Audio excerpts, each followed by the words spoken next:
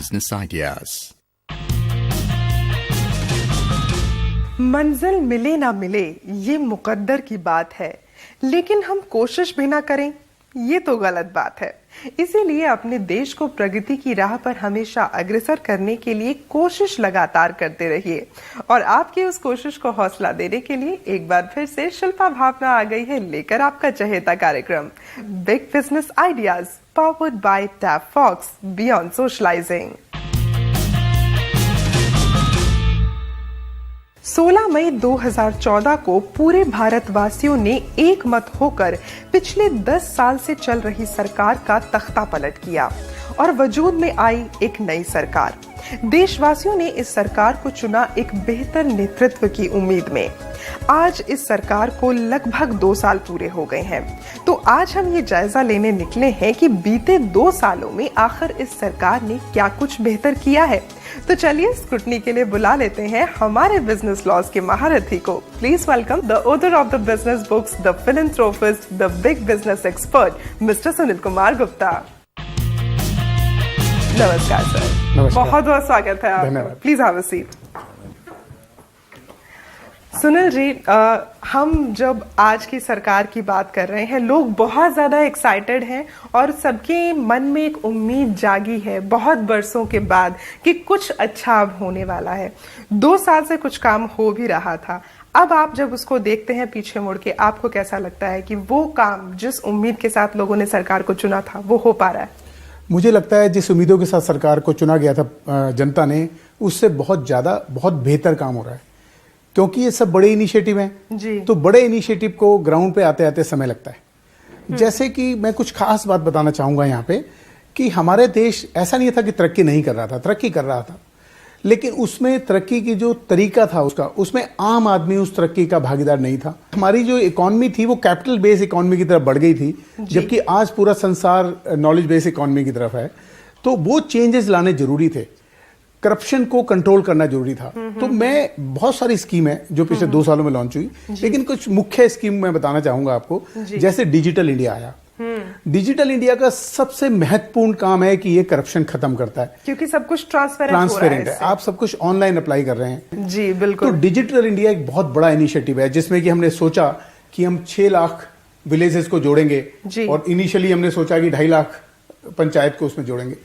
तो इसी प्रकार से एक और योजना है जिसे हम बोलते हैं जन धन योजना, प्रधानमंत्री जन धन योजना जी। हमारे देश का जो एक ऐसा तबका था जो कि फाइनेंशियली अच्छी पोजीशन पे नहीं था, वो तबके के बैंक अकाउंट तक नहीं थे।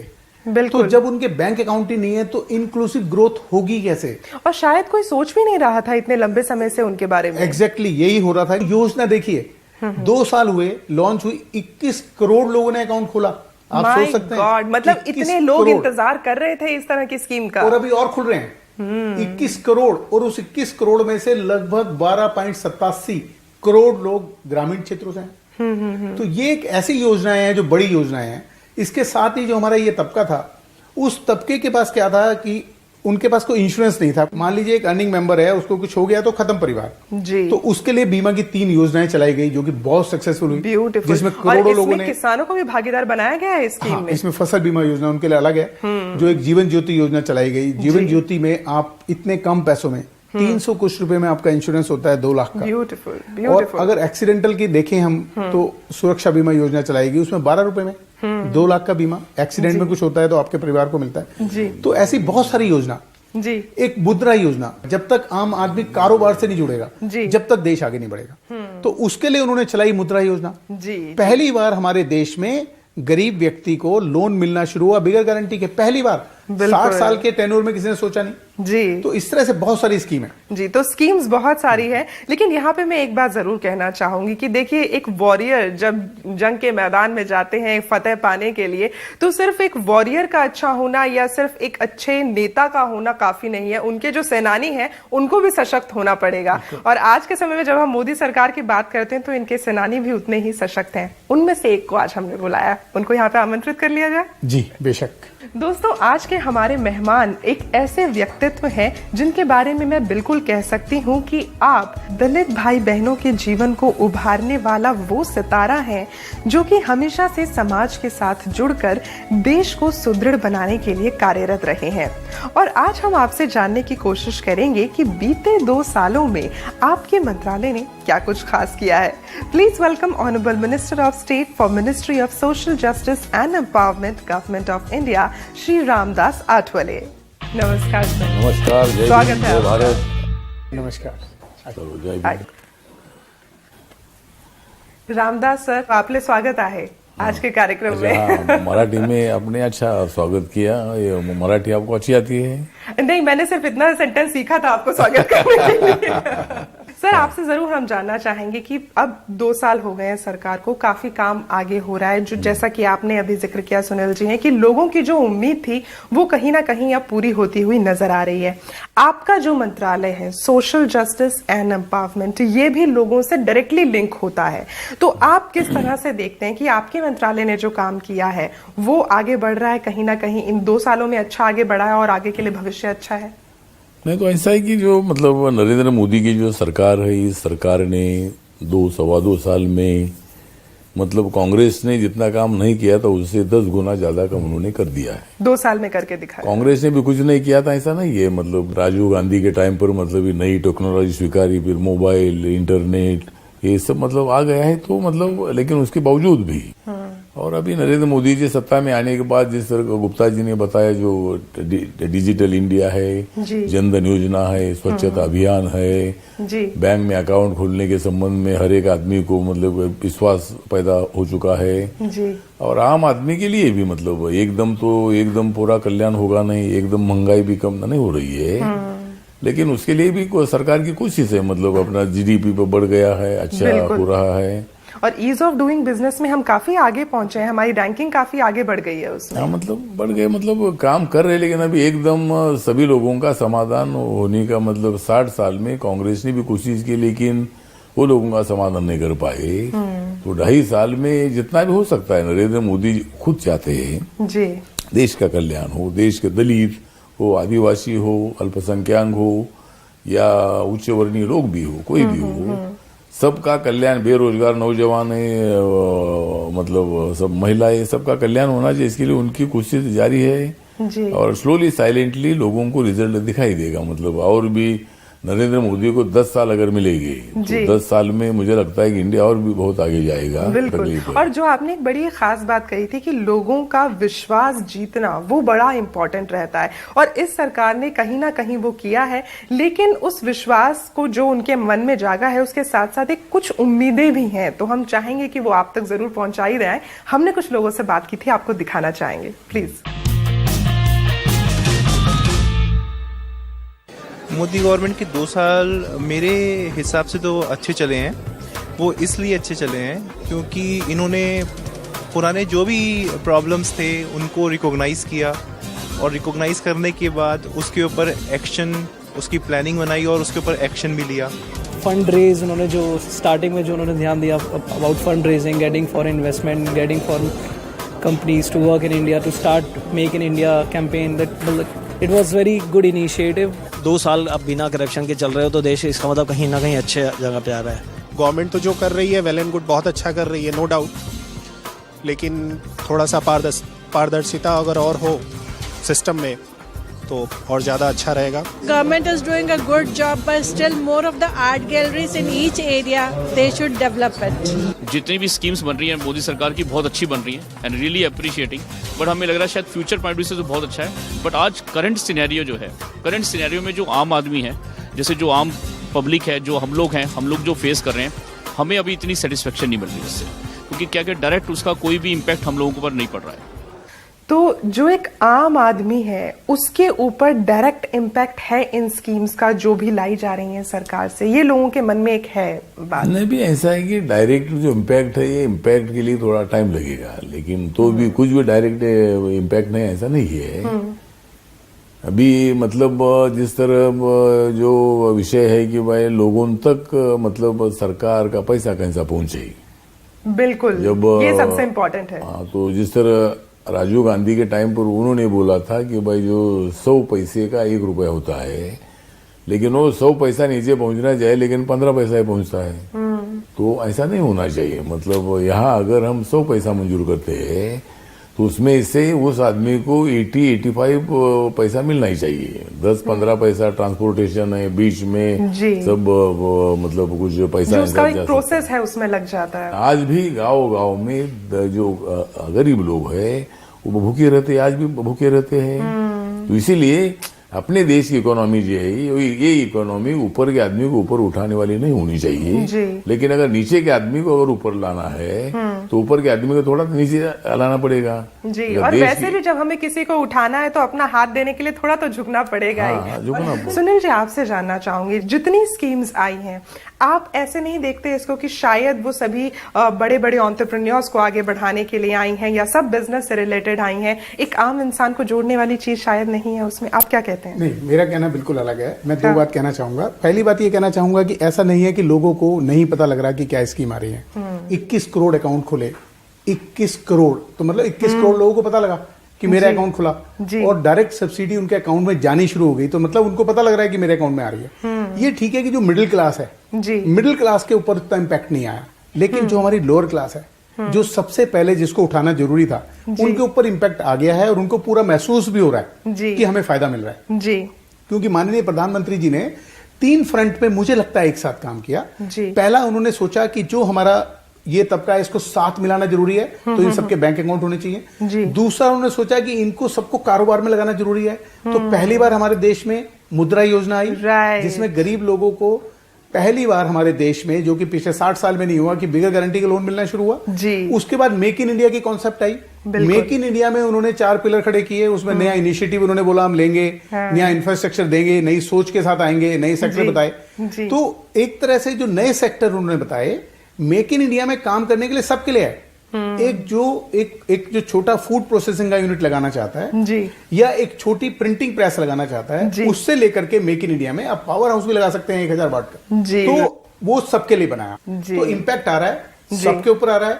मुझे लगता है कि गरीब लोगों के और आम इंसान को ज्यादा बेनिफिट मिल रहा है। नहीं, उसमें जो आपने बताया कि मोदी जी ने बीच में अनाउंस किया था कि देश भर में 1,25,000 बैंक के ब्रांचेस है जी। एक बैंक ने 2 आदमी को लोन देना चाहिए। स्टैंड अप इंडिया के एक आदमी शेड्यूल कास्ट का हो और एक आदमी महिला हो तो मतलब 2.5 लाख लोगों को हर एक बैंक पर बंधन कर। तो ऐसी कई योजनाएं कि जिस तरह गुप्ता जी बता रहे हैं कि लोगों तक पहुंच रही है। जब मैंने मंत्री पद का कार्यभार संभाला तब मैंने बोला कि मेरे मंत्रालय का नाम है social justice and empowerment. Empowerment का मतलब है इकोनॉमिकल जस्टिस, सोशल जस्टिस के साथ साथ इकोनॉमिकल जस्टिस सबसे जरूरी है। रामदास जी, आपका जो स्टाइल ऑफ वर्किंग है इससे बहुत सारे लोग काफी इंस्पायर्ड हैं, because you are one of those people जो शायद सिर्फ अपने बारे में नहीं सोचते हैं लेकिन समाज के लिए भी काम करने के लिए हमेशा तत्पर रहते हैं। हमने कुछ लोगों से बात की थी, वो आपको दिखाना चाहेंगे हम, प्लीज।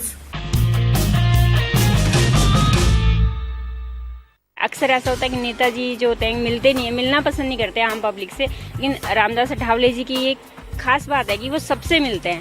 रामदास अठावले जी गरीबों के बारे में बहुत ज़्यादा चिंतित रहते हैं और जितना कोशिश होती है कि वो 20 से 22 घंटे काम करते हैं। प्रधानमंत्री मोदी जी ने बहुत अच्छा डिसीजन लेकर के गरीबों, दलितों और जिनको सामाजिक न्याय नहीं मिल रहा है उनके लिए एक अच्छा कद्दावर नेता चुना है जो सही डिसीजन ले सकता है। तो सर, इतनी क्षमता कहाँ से जुटा पाते हैं आप काम करने की? ऐसा है कि मैं बाबा साहब अम्बेडकर जी का फॉलोअर हूँ। मैं शेड्यूल कास्ट में मेरा जन्म हुआ है, मैं बुद्धिस्ट हूँ। तो आपने जो बोला कि ये ताकत हमको कहाँ से मिली, तो बाबा साहब अम्बेडकर जी के नाम से, उनके काम से और उनके त्याग से हमको ये ताकत मिली और मैं इस फील्ड में मैं काम करता रहा। और नरेंद्र मोदी जी ने मुझे मौका दिया। मैं उसी दिन पहली बार जब मुझे बोलने का मौका मिला तो मैं बोला था कि कांग्रेस वालों ने तो मुझे 10 साल तक धोखा दिया, लेकिन 2 साल में नरेंद्र मोदी जी ने मुझे मंत्री पद का मौका दिया। एंड आई मस्ट से कि आप इस मौके का सही तरीके से इस्तेमाल कर रहे हैं, जैसा कि हम देख सकते हैं कि लोग आपसे बहुत खुश हैं। हमारी पूरी दुआएं आपके साथ हैं। सर, आपसे हम जानना चाहेंगे कि आपका जो मंत्रालय है इसमें बहुत सारी चीजें इन्वॉल्व होती हैं, आप लोगों के ब्रांचेस बहुत सारे हैं, तो कैसे आप लोग इस चीज को इंश्योर कर पाते हैं कि जिस क्षेत्र में काम किया जाना है, जिस क्षेत्र में एक पर्टिकुलर फंडिंग जानी है, उसको वहीं तक पहुंचाया जाए? कैसे बाइफ्रिकेट करते हैं उस फंडिंग को? नहीं तो जो मेरा जो सोशल जस्टिस एंड एम्पावरमेंट जो ये पोर्टफोलियो डिपार्टमेंट है जी, तो एक तो मतलब कम से कम इस वर्ष का 6,500 करोड़ का इसका बजट है जी। इसमें 2,800 करोड़ रुपए जो स्कॉलरशिप होती है, स्कॉलरशिप शेड्यूल कास्ट के स्कॉलरशिप में पैसा जाता है। मेरा मंत्रालय है ये शेड्यूल कास्ट, PJNT, OBC और डिसेबल्ड जी, उनको भी मतलब मदद करने के लिए हमारा मंत्रालय कोशिश करता है जी। जो फॉरेन स्कॉलरशिप है वो भी हमारे मंत्रालय के माध्यम से जो शेड्यूल कास्ट के स्टूडेंट है जी, जो अमेरिका हो, लंदन हो या पेरिस हो या और भी कई चाइना हो जो जाना चाहते हैं जी, उनको 20 लाख, 30 लाख, 40 लाख, 50 लाख स्कॉलरशिप हमने देते हैं। तो इसी तरह मतलब ये मंत्रालय जो है मंत्रालय देश के कम से कम सभी लोगों का मंत्रालय है। तो देश को सशक्त करने के लिए हम सभी लोग मिलकर योगदान दे सकते हैं और उसमें आधी आबादी महिलाओं की है और हमारे देश की बच्चियां और सशक्त हो सकें इसके लिए एक महिला का सजेशन आया है, आप लोगों को दिखाना चाहेंगे प्लीज। हायर एजुकेशन में भी कोई पॉलिसीज ऐसी होनी चाहिए जहां बच्चियों को सपोर्ट किया जाए। अगर फाइनेंशियली वीकर सेक्शन की लड़कियां हैं तो स्पेशली उनके लिए एक सपोर्ट हुआ जाए। तो इस तरीके की कुछ फेलोशिप्स, स्कॉलरशिप्स निकाली जानी चाहिए जहां पे गर्ल्स को अच्छे इंस्टीट्यूशंस में जाके एक्सपोजर मिले, राइट काइंड ऑफ एक्सपोजर मिले उनके रेलेवेंट सब्जेक्ट में। आपसे जानना चाहूंगी सुनील जी कि इस तरह की कोई स्कीम बच्चियों के लिए, अगर हम पिछले 2 साल में बात करें, क्या कुछ उभर के आ रही है? बैंक से लोन की भी मदद मिलती है, इस तरह की चीज आप बीते 2 सालों में देख पाए? देखिए, लोन की स्कीम तो अभी सरकार ने अमेंड की है कि जो भी एजुकेशन लोन है उन सब एजुकेशन लोन में सरकार ने उसकी गारंटी ले ली है, जिससे कि जो बैंक पहले छोटे लोन नहीं दे रहे थे कि अगर मान लीजिए 4 लाख से नीचे का लोन है वो लोन लेने में कठिनाई करते थे तो वो सब लोन देने लगे हैं। हाँ। तो एजुकेशन लोन मिलने में हमारे देश में कोई दिक्कत नहीं है जी। कोई भी वर्ग का आदमी हो या कन्या हो तो अगर वो उच्च शिक्षा लेना चाहती है तो उनको लोन जरूर मिलता है जी। और स्कॉलरशिप की बहुत सारी स्कीम है, अलग अलग क्षेत्र में है। वो उस क्षेत्र में अगर आप कुछ अच्छा काम, कुछ अच्छे कोई एजुकेशन लेने की कोशिश करते हैं तो उसके लिए स्कीम है, तो उसके लिए स्कीम है और उनका पूरी तरह से लाभ भी उठाया जा सकता है।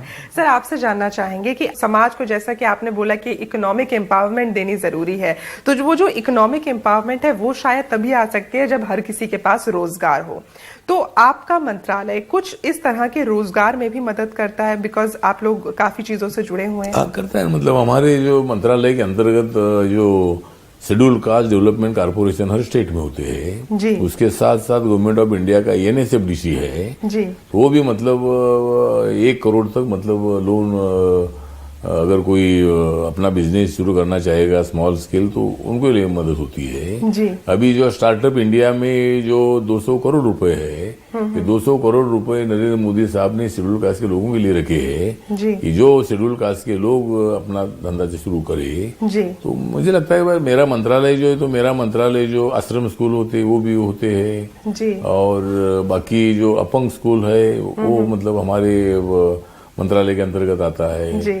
तो मतलब जो हैंडीकैप लोग है, अभी हैंडीकैप लोगों को आधार की और सहारे की आवश्यकता होती है, तो सहारा देने का काम सरकार जरूर कर रही है। पहले भी सरकार ने कुछ किया है, अभी भी सरकार कर रही है। मंत्रालय के माध्यम से हर एक आदमी को नौकरी नहीं मिल सकती, इसीलिए हमारे बच्चों ने भी ये विचार करना है कि मैं मेरा बिजनेस शुरू करूं, मेरे बिजनेस के माध्यम से मैं 10, 20, 50, 100 लोगों में रोजगार दे दूं तो ऑटोमेटिकली बेरोजगारी भी खत्म हो जाएगी और वो भी इकोनॉमिकल पावरफुल हो जाएगा। तो इसीलिए जरूर मेरा मंत्रालय कोशिश करेगा जी। तो एंटरप्रेन्योरशिप पे भी काफी काम किया गया है पिछले 2 सालों में, कुछ आंकड़ों पर रोशनी डालना चाहेंगे आप?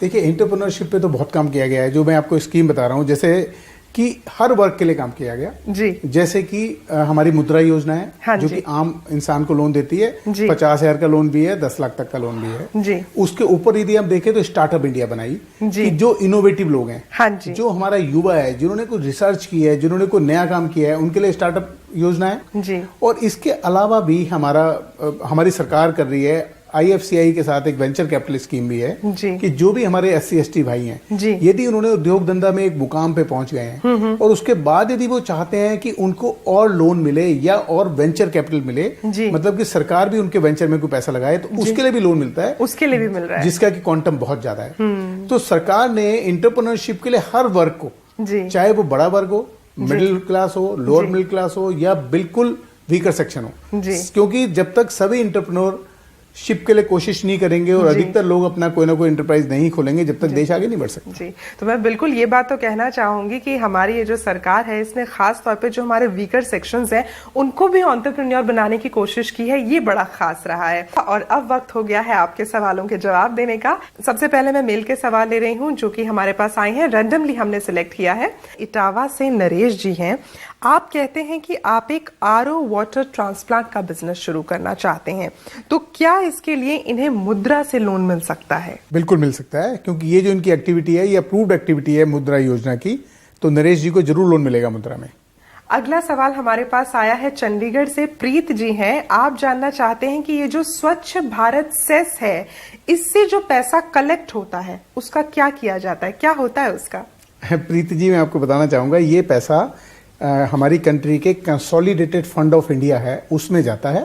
उसके बाद पार्लियामेंट इसमें अप्रोप्रिएशन करती है। उसके बाद इसमें जो भी स्वच्छ भारत की स्कीम है, उसके लिए उसको खर्च किया जाता है। जी, और अब सवाल ऑडियोज के। नमस्कार, मैं अपना एक बिजनेस शुरू करना चाहता हूँ, लाइक ऑनलाइन। मैं अपनी वेबसाइट ओपन करना चाहता हूँ, जहाँ मैं बहुत अच्छी चीज प्रमोशनल करूँ। किसी भी तरीके का ऑनलाइन बिजनेस जो मैं साइट से कर सकता हूँ, उसमें मुझे किस तरीके की हेल्प मिल सकती है या मैं किस तरीके की हेल्प दे सकता हूँ, इसके लिए मुझे प्लीज गाइड कीजिए। Thank you. ऑनलाइन बिजनेस करना चाहते हैं, अगर इन्हें फाइनेंस चाहिए तो लोन मिल सकता है इनको, और बाकी तो इनको खुद ही करना पड़ेगा अपना सारा काम, अपनी खुद प्लान बनाना पड़ेगा, बिजनेस प्लान बनाना पड़ेगा, कैसे बनाएंगे, उसमें क्या करेंगे ऑनलाइन में, तो ये सब तो इन्हें खुद सोचना पड़ेगा। और उसके बाद फाइनेंस इन्हें चाहिए तो बहुत सारी योजनाएं हैं, कितना चाहिए उस पर डिपेंड करेगा कौन सी योजना से इन्हें लाभ मिलेगा। मेरा नाम अर्चना अग्रवाल है, मैं बरेली से बात कर रही हूँ। मेरा सवाल ये है कि मैं फ्रेंचाइजी मॉडल पर एक आइसक्रीम पार्लर खोलना चाहती हूँ, क्या मुझे इसके लिए मुद्रा से मदद मिल सकती है? आपको इसमें जरूर लोन मिलेगा। आपको देखना है कि लोन का क्वांटम कितना है आपका। यदि 2 लाख तक लोन है तो आपके लिए मार्जिन मनी भी कोई नहीं है। 2 लाख से ऊपर है तो आपको मार्जिन मनी भी कुछ लगानी पड़ेगी और आपको अपना प्रोजेक्शंस भी देने पड़ेंगे। सर, आपसे हम जरूर जानना चाहेंगे, क्योंकि आज ये एक ऐसा नेशनल प्लेटफॉर्म है जहां पर तमाम लोग आपको देख रहे हैं, तो आप अपनी तरफ से कुछ संदेश देना चाहेंगे सभी दलित भाई बहनों को और पूरे देशवासियों को? नहीं, संदेश तो मैं यही देना चाहूंगा कि आप जिंदगी में पॉजिटिव थिंकिंग करो, हमेशा गलतियां निकालना नहीं चाहिए। और इसीलिए हमारे गौतम बुद्ध जी ने मतलब बहुत ही ब्रॉड विचार अपने देश को दिया, विज्ञान दे दिया।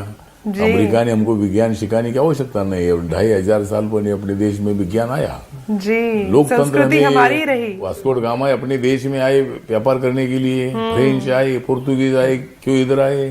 तो भारत एक गोल्ड माइन हमेशा से रहा है। हाँ, तो भारत अमीर रहा है, लेकिन अपने कुछ गलतियों से भारत गरीबी के लाइन में जाकर बैठा है। लेकिन अब हम भारत को अमीर बनाना चाहते हैं, हर आदमी के मन को अमीर बनाना चाहते हैं। और इसीलिए बाबा साहब का संविधान बताता है कि जात, धर्म, भाषा, भेद से अपना देश बड़ा है। समाज में समता प्रस्तावित करने के लिए सोशल एंड इकोनॉमिकल इक्वालिटी का सपना भारतीय संविधान का है, और नरेंद्र मोदी जी उस सपने को पूरा करने की कोशिश कर रहे हैं। उसको सहयोग देने की जरूरी सब लोगों की है।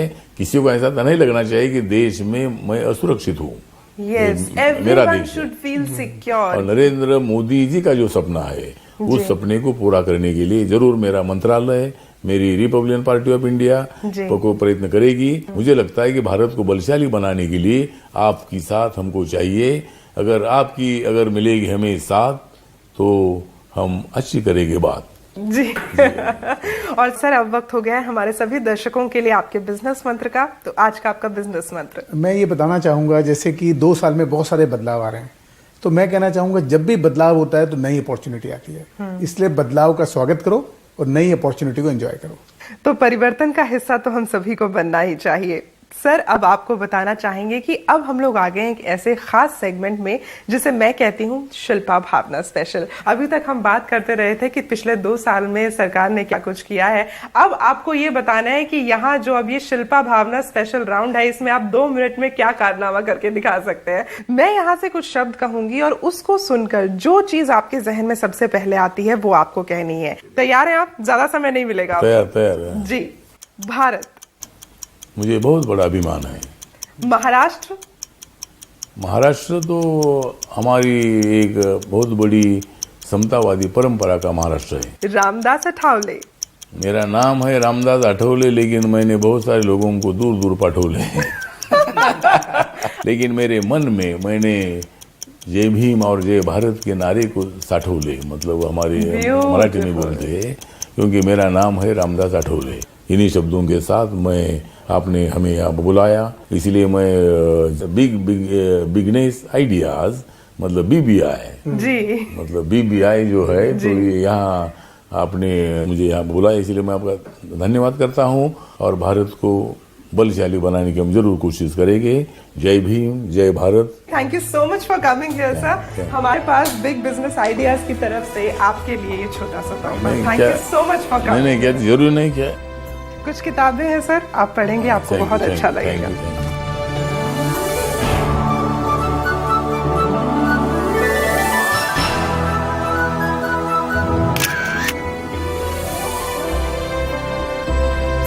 दोस्तों यकीन और दुआ नजर नहीं आती, लेकिन ये नामुमकिन काम को मुमकिन कर दिखाती है। हमारे प्रधानमंत्री श्री नरेंद्र मोदी जी का हमारे भारतवासियों पर यकीन और हमारे प्रधानमंत्री जी के लिए हमारे भारतवासियों की दुआओं ने इस बात को पूरी तरह से मुमकिन किया है कि भारत पूरे विश्व में अपना नाम आज ऊंचा उठा रहा है और हम सभी की ये कोशिश है कि हम उसे और आगे बढ़ाएं। आज के लिए शिल्पा भावना को दीजिए इजाजत, अगली बार फिर होगी आपसे मुलाकात। शुक्रिया, जय हिंद। Big Business Ideas.